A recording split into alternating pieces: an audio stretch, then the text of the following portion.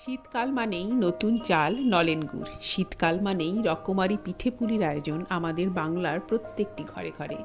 পিঠে পুলির পর্বে আমার আজকের আয়োজন সুজির দুধ পুলি পিঠে। আপনারা দেখুন, আশা করছি আমার আজকের রেসিপিটি আপনাদের ভালো লাগবে। নমস্কার, স্বাগত জানাচ্ছি ফ্লেভারস অফ কলকাতায়। আসুন তাহলে শুরু করি। প্রথমেই আমি পুলির ভেতরে দেওয়ার জন্য ক্ষীরটা বানিয়ে নেব। এখানে আমি 1/4 কাপ পরিমাণ তিল নিয়েছি। এই তিলটাকে শুকনো খোলায় ভেজে নেব। খুব বেশি লাল করে ভাজলে কিন্তু তিল তেতো লাগবে, আবার একটু সুন্দর করে না ভাজলেও তিলের গন্ধটা আসবে না।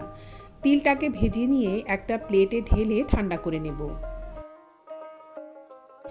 এবার এখানে দিচ্ছি আমি হাফ মালা মতন নারকোল আর 1 কাপ পরিমাণ দুধ। নেড়ে চেড়ে ফ্লেমটাকে সিমে করে ঢাকা দিয়ে নারকোলটাকে সেদ্ধ করে নেব।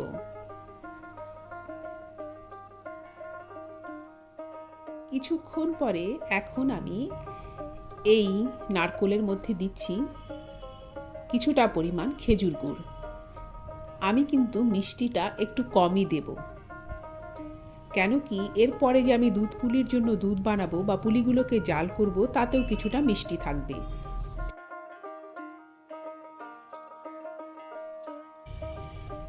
এবার আমি দিয়ে দিলাম তিল বাটা। তিলটা আমি ভেজে ঠান্ডা করে ব্লেন্ডারে পেস্ট করে নিয়েছি। প্রয়োজনে একটু দুধও দেওয়া যাবে, তিল পেস্ট করার সময় একটু দুধও ব্যবহার করা যাবে। নেড়ে চেড়ে মিশিয়ে নিয়ে এবার দিয়ে দিলাম 1 চামচ পরিমাণ চালের গুঁড়ো। এটা ক্ষীরটাকে একটা বাইন্ডিং দেবে। ক্ষীরটা তৈরি হয়ে গেল। আমি খুব সংক্ষেপে ক্ষীর বানানো দেখিয়ে দিলাম। ক্ষীরটা তৈরি হয়ে গিয়েছে, এটাকে ঢেলে আমি ঠান্ডা করে নেব। এবার আমি সুজি দিয়ে একটা কাই বানিয়ে নেব। সেই জন্য এখানে আমি দিলাম 1 কাপ জল, হাফ কাপ পরিমাণ দুধ, আর এখানে দিচ্ছি 2 টেবিল চামচ পরিমাণ নারকেল বাটা, 1 চা চামচ ঘি দিয়েছি। ফুটে উঠলে এখানে আমি দেব হাফ কাপ পরিমাণ সুজি। সুজিটাকে আমি একবারে দেব না, অল্প অল্প করে দুবারে আমি হাফ কাপ সুজি দেব। ফ্লেমটা এখন আমি একেবারে সিমে রেখেছি। নেড়ে চেড়ে মিশিয়ে নিয়ে এবার আমি দিয়ে দেব কিছুটা পরিমাণ চিনি। এই ধরুন 2 চা চামচ পরিমাণ। সব কিছুতেই মিষ্টি কিন্তু একটু পরিমাণের থেকে কম কম দিতে হবে। নেড়ে চেড়ে মিশিয়ে নিয়ে ফ্লেমটাকে অফ করে দেব এবং 2 মিনিটের জন্য ঢাকা দিয়ে রাখবো।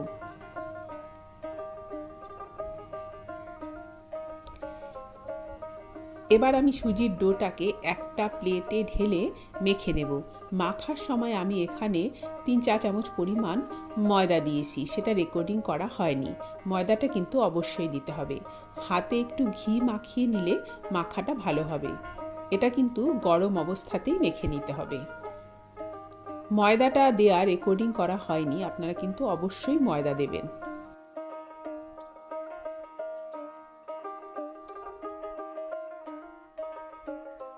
এবার একটা রুটির চাকির মধ্যে আমি ঘি লাগিয়ে এইভাবে করে আরও একটু মেখে নিয়ে ছোট ছোট লেচি কেটে নেব।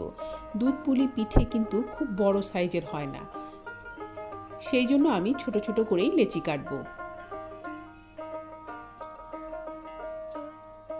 পুলি পিঠে আসলে বানানো দেখার তো কিছুই নেই, সবাই জানি আমরা, তবুও আমি একটা দুটো বানিয়ে আপনাদের দেখিয়ে দিচ্ছি।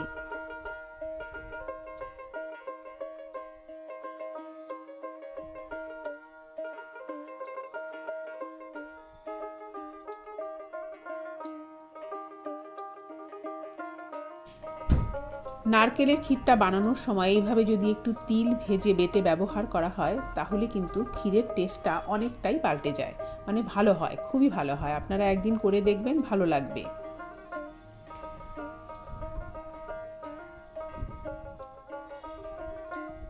দুধ পুলিতে যে পুলি দেওয়া হয়, সেই পুলির সাইজ কিন্তু খুব বেশি বড় হয় না। আমি ছোট ছোট করেই সবগুলো পুলি বানিয়ে নিয়েছি। এবার চলে যাব এই পুলিগুলোকে দুধে জাল করতে।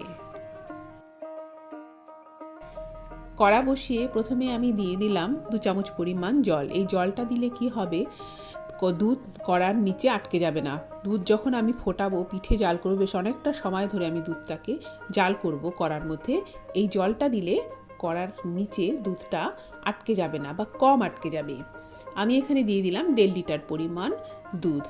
দুধ পুলির কিন্তু দুধটাই খেতে বেশি ভালো লাগে, সেই জন্য আমি দুধটা একটু বেশি পরিমাণে দিলাম। বেশ অনেকটা সময় ধরে দুধটাকে ফুটিয়ে একটু গাঢ় করে নেব। দুধটা ফুটিয়ে অবশ্যই গাঢ় করে নিতে হবে, কেন কি পুলি দেওয়ার পরে কিন্তু আর খুব বেশি সময় ধরে ফোটানো যাবে না। এবার আমি আস্তে আস্তে সবগুলো পুলি দুধের মধ্যে দিয়ে দেব।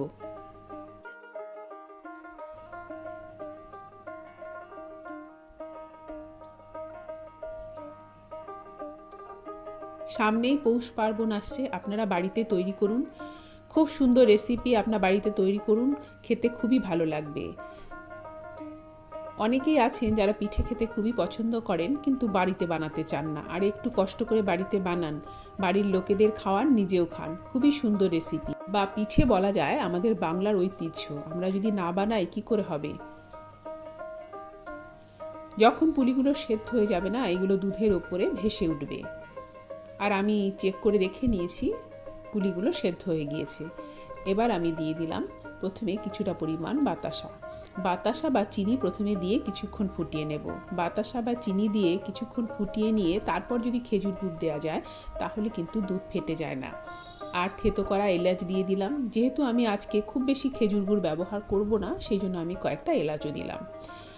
আর খেজুর গুড় দিয়ে দিলাম 1 কাপ পরিমাণ। আমি খেজুর গুড় একটু জল দিয়ে জাল করে ঠান্ডা করে নিয়েছি। খেজুর গুড় যদি একটু জল দিয়ে ফুটিয়ে ঠান্ডা করে তারপরে ব্যবহার করা যায় তাহলে দুধে দিলে দুধ ফেটে যায় না, গুড় দুধে দিলে দুধ ফেটে যায় না।